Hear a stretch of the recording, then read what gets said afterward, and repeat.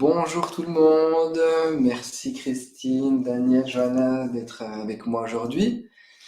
On va vous faire une petite rétrospective du moment que l'on a passé au Sénat. Donc je vous l'avais promis et c'est vrai que j'avais été invité là-bas et j'ai voulu emmener mes équipes avec moi. Donc on a passé un bon moment à Paris, mais aussi on a appris des choses un petit peu, mais du coup j'aurais envie d'échanger avec vous, vous en parler de ce moment. Du coup, Christine, comment vous avez vécu ce moment là-bas au Sénat? Alors, c'était le thème de la prévention du vieillissement et moi, ça m'a confortée dans ma profession de naturopathe parce que finalement, on a parlé beaucoup de nutrition, on a parlé du jeûne et c'est finalement tout ce que nous prônons en termes d'hygiène de vie dans notre quotidien. Donc, cette journée était riche de confirmation de nos conseils naturaux. Voilà, du coup, nous, on se regardait parfois. Oui. On avait même l'impression un petit peu on avait l'impression qu'ils apprenaient cela, alors que ça fait peut-être 15, 20 ans qu'on parle de ça, nous, alors que nous, on nous parle un petit peu parfois d'extrémistes, de complotistes, alors que là, ils nous sortent ça au Sénat, c'est un peu troublant. Et qu'est-ce que t'en as pensé, toi, Johanna, du coup? Voilà, moi je suis d'accord avec vous, hein. Effectivement, par rapport à la pratique, en naturopathie, c'est des choses que nous, on partage énormément depuis de nombreuses années, hein. Du coup, c'est vrai qu'on s'étonnait du fait qu'on avait le sentiment que pour eux, c'était assez nouveau, alors que pour nous, ça fait 15 ans qu'on parle de tout ça, en fait. Donc, c'est vrai qu'on a appris quand même des choses, hein, il y a eu des choses qui ont été recontextualisées. Moi, j'ai trouvé avec brio, il y a au niveau historique aussi, et notamment de certains produits qui réémergent. Moi, j'appelle ça des produits oubliés. Michel Donnier en parle bien dans ses écrits, hein, donc les 27 remèdes ignorés et boycottés. Et là, c'est un petit peu ceux-ci qui ont été remis au goût du jour, avec notamment le bleu de méthylène, et puis aussi un autre. L'acide lipoïque, l'acide alpha-lipoïque. L'acide alpha-lipoïque, et un autre que tu connais bien, Daniel, toi, à base de chlore, je crois, non? Oui, donc c'est citrate, en fait, c'est... Moi, pour ma part, pour répondre à la question que tu as posée, en fait, avant d'aller plus loin, d'abord, le Sénat, c'est un endroit qui est très élégant, c'est sûr. On rencontre des gens intéressants et intéressés par le sujet. Et ce que j'en ai retenu, c'est qu'en fait, il y a une chose qu'on oublie trop souvent, c'est qu'on a toujours deux logiques. Il y a la logique politique et la logique scientifique. Et ce sont deux logiques qui, quelquefois, évoluent à des niveaux complètement différents, n'ont pas la même temporalité, n'ont pas même les mêmes finalités. Si bien que l'une peut gêner l'autre. Et ça va dans les deux sens. Il en ressort qu'il est intéressant qu'on ait des cadres où on ait des conférences de qualité avec les meilleurs spécialistes. Et il est intéressant de voir toute la richesse qu'on a dans ce pays, aussi bien chez les élus, en fait, que chez les praticiens. En l'occurrence, il y avait pas mal de praticiens.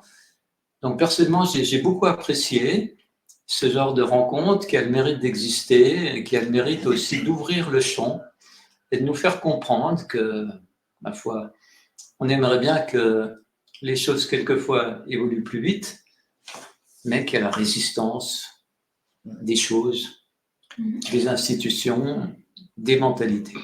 En tout cas, on était entourés, on était parmi des chercheurs, des physiciens, des médecins, des épidémiologistes, tous tournés vraiment vers la préoccupation de la santé et de l'humain. Et ça, c'était chouette.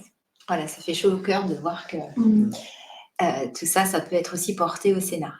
Et puis c'est vrai, comme tu le dis, Daniel, toi, il y a quand même quelque chose qui est un peu peut-être paradoxal, je vais dire, mais c'est cette espèce, quand même, moi j'ose dire, d'opposition entre la santé et la politique. Parce que même une sénatrice a osé nous dire que, du coup, même si les idées sont bonnes, notamment même, je vais le dire, hein, l'idée de la réinsertion des personnes non vaccinées durant le Covid, elle le dit, vu que ça a été porté, l'idée, le projet par un parti communiste, si elle cautionnait ça, elle qui est d'un autre parti, c'est comme si elle adhérait quelque part à ou qu'elle plantait son propre parti et que du coup, ils votent systématiquement contre, alors que l'idée, au fond, ils la cautionnent.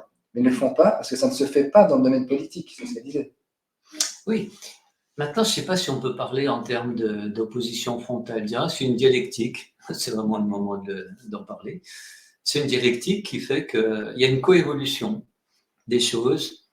C'est intéressant parce qu'on croise tellement de problématiques qu'on connaît bien ici au domaine arc-en-ciel, c'est-à-dire en fait, ce qui m'a aussi beaucoup surpris, enfin moyennement surpris, c'est qu'on intéresse beaucoup de gens parce qu'on a ici on a à la fois une ouverture d'esprit, on a une approche qui est très rigoureuse, qui est précise, qui est respectueuse des personnes. On a des bases solides au niveau des assises de ce qui est enseigné, de ce qui est pratiqué ici. Et je crois que, en fait, on a été extrêmement bien accueillis pour dire. Ça nous a permis de rencontrer beaucoup de personnalités, des gens très intéressants. Et c'est souvent dans ce dialogue qu'on noue des contacts de gens qui potentiellement viennent, bon, certains enseignent déjà, d'autres vont pouvoir venir enseigner chez nous. Et donc, ce tressage de relations, nous, c'est ce qu'on veut, quoi. Apporter au public, de manière générale, une vision à la fois nuancée, non excessive, la plus à la fois novatrice et en même temps qui respecte le temps nécessaire. Il y a un temps épistémologique, il y a un temps sociologique de maturation des mentalités. L'impression générale que j'en garde, c'est une impression positive, de par cette qualité d'accueil et toutes ces rencontres aussi. C'est vraiment très important. Oui, puis on peut parler maintenant des quelques thèmes qui ont été abordés quand même. C'était quand même étonnant qu'ils parlent de jeûne, et en bien en plus, avec des études à l'appui. Et puis après, on a parlé de quelques produits. Il y avait le bleu de méthylène, il y avait le dioxyde de soufre, dioxyde de chlore, pardon. Et puis d'autres choses, il y a eu des témoignages aussi de patients qui sont guéris de cancer ou en cours de traitement très prometteur. Notamment avec le traitement métabolique du Dr Schwartz. Oui, voilà. Point très important. Une grande qualité de témoignage, en même temps une pondération. C'est-à-dire qu'en fait, quand on a une maladie grave, on parle de rémission, c'est rare qu'on parle de guérison, mais c'est vrai que ça ressemble. Quand au bout de 4, 5, 6 ans, les gens sont toujours en bonne santé, on se rapproche de ce concept de guérison, c'est clair et net. Et puis, maintenant, il y a une chose, comme Kevin l'évoque, je crois qu'en fait, la grande nouveauté, la grande idée, c'est qu'en fait, longtemps, on a fondé les approches de santé et la médecine, ce qui était normal historiquement, sur la physiologie et sur la chimie de manière générale.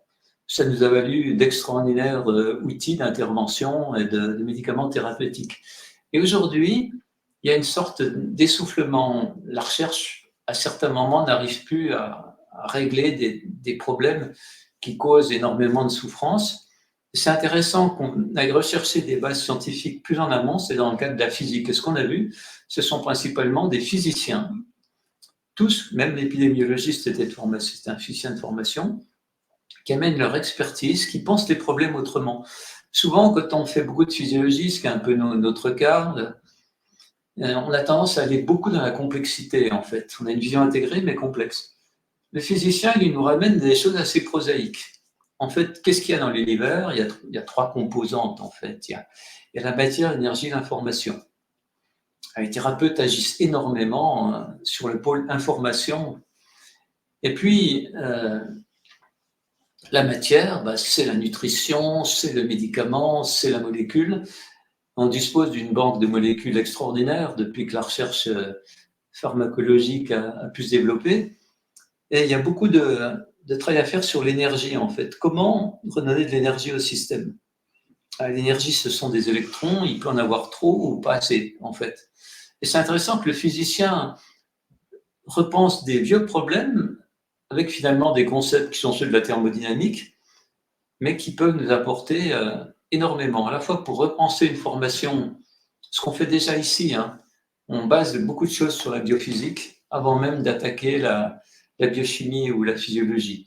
Et c'est assez rassurant de voir qu'il y a il y a cette dynamique de recherche où interviennent des physiciens, des universitaires, des polytechniciens, des médecins plus spécialement attirés par ça. C'est aussi une des leçons personnellement que j'ai retirées de cette journée de rencontre. L'implication de physiciens, puis surtout la clarification de beaucoup de concepts dont l'approche de santé peut avoir besoin. Oui, il y a une complémentarité en fait de toutes les disciplines dans le sens de la santé. Et une ouverture aux thérapies complémentaires. On voit qu'il y a... Ils arrivent à un moment où ils prennent conscience que le soin, la thérapie, c'est leur métier, c'est excellent et tout le monde le cautionne même ici, mais aussi que la prévention est importante et avec du bon sens et des pratiques de bon sens. Ils ont parlé beaucoup de choses qu'on applique au quotidien et qui nous font du bien. Et même si à ce jour, on n'a encore pas toujours tous les moyens scientifiques pour les reconnaître, disons, avec les moyens que l'on a actuellement. En fait, je crois que le grand thème, c'est la santé intégrative, on y revient toujours. Mais on oublie qu'on peut intégrer les différents éléments pour définir une configuration de santé ou de sortie de la santé, de sortie de l'homéostasie. Mais ce qui est intéressant, c'est qu'aussi on peut intégrer les approches en sciences, faire discuter des médecins, des biologistes, comme on l'a vu, avec des physiciens, avec des mathématiciens, des statisticiens. Et visiblement, c'est une fantastique perspective d'avenir qui sécurise ensuite le travail des praticiens de santé, et puis je pense qu'il donne beaucoup d'espoir pour essayer d'avancer un petit peu plus loin dans la lutte contre la souffrance, quand même un peu trop, encore beaucoup trop installé aujourd'hui. Puis alors toi, Johanna, qu'est-ce qui t'a marqué? Si tu dis le ou les moments qui t'ont le plus marqué pour cette journée, durant cette journée? Moi, ce que j'ai trouvé très intéressant, c'est le fait que effectivement les spécialités et les points de vue étaient pas les mêmes. Cela dit, à la fin,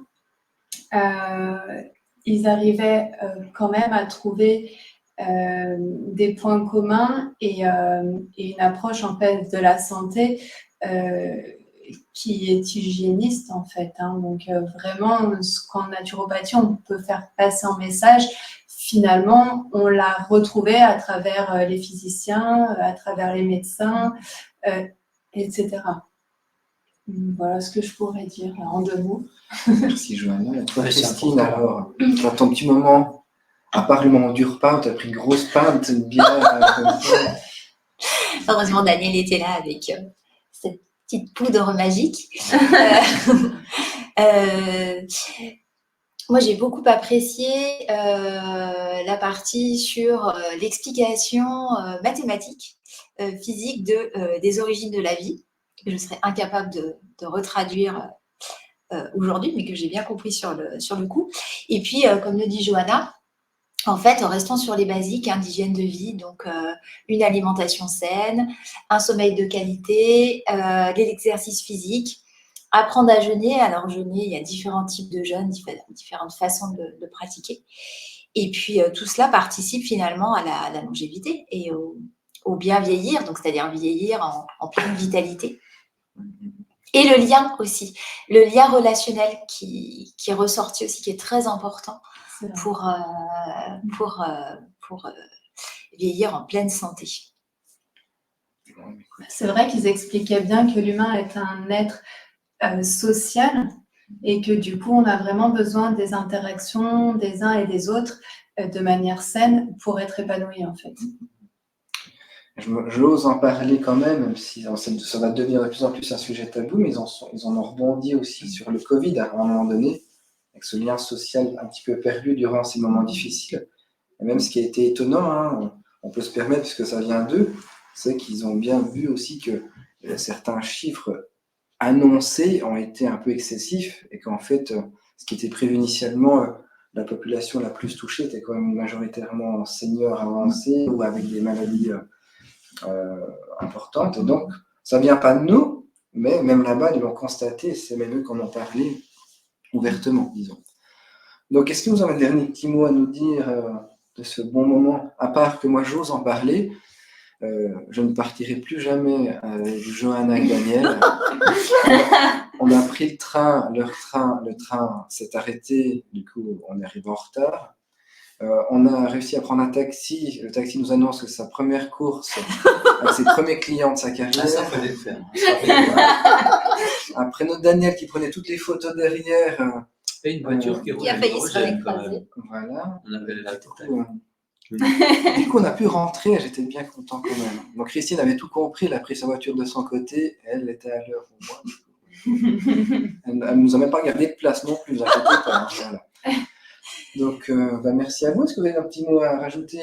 Bon, moi, je voudrais remercier tous les organisateurs qui nous ont permis de pouvoir participer à ce colloque et qui nous ont accueillis avec beaucoup de chaleur. Oui, c'est une actrice aussi très Oui. ouverte Oui.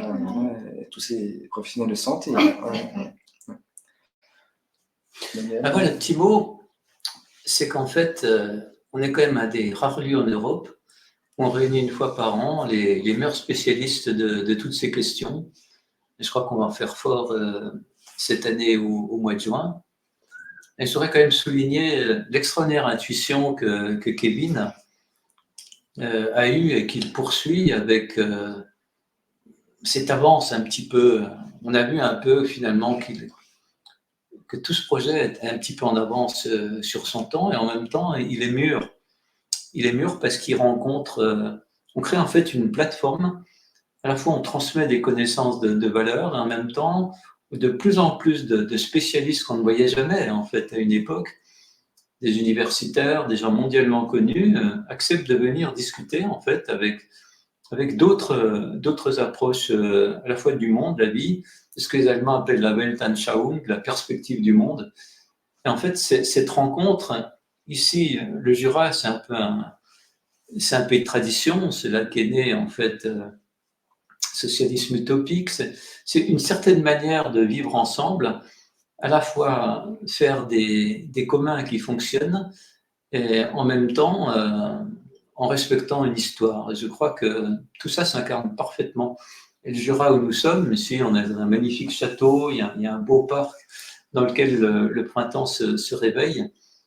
Et je crois que vraiment, venez voir, venez découvrir, venez rencontrer, que vous soyez d'accord ou pas. L'important, c'est que le dialogue s'instaure et qu'on a tous à apprendre les uns des autres.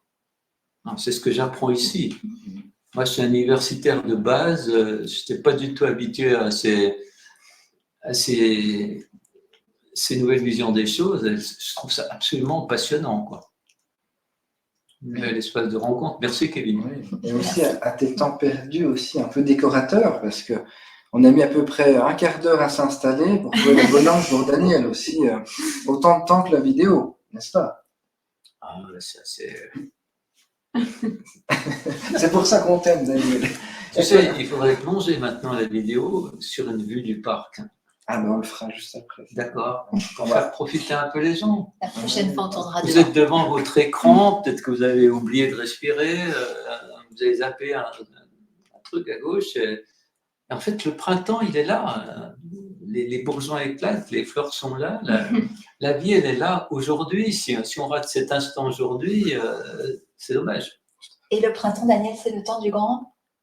C'est quoi? Le printemps, c'est le temps du grand? Ça y est, elle commence. Quand on commence à poser ce genre d'énigme, habituellement, c'est pas qu'on répond. Grand changement. Grand nettoyage! Ah, un grand nettoyage, voilà. Ah, d'accord.